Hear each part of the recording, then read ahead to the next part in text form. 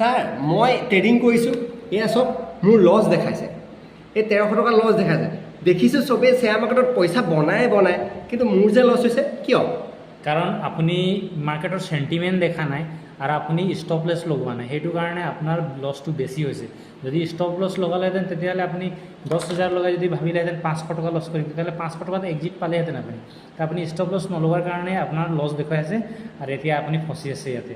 ঠিক আছে, বেছি আৰু মই ইনফৰ্মেশ্যন ইয়াত শ্বেয়াৰ কৰিব নোৱাৰোঁ, কাৰণ এইবিলাকৰ কাৰণে ক্লাছ ল'ব লাগিব, এদিনত নহয়।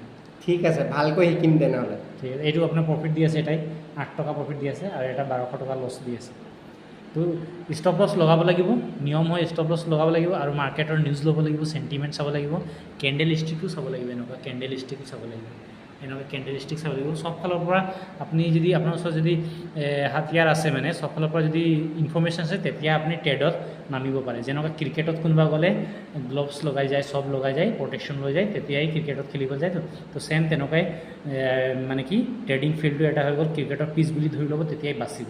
নহ'লে ক্ৰিকেটত যেনেকুৱা আউট হৈ যায়, ইয়াতো তেনেকুৱা আউট হ'ব পাৰিব, আউট হ'বলৈ চান্স থাকিব। ঠিক আছে, থেংক ইউ।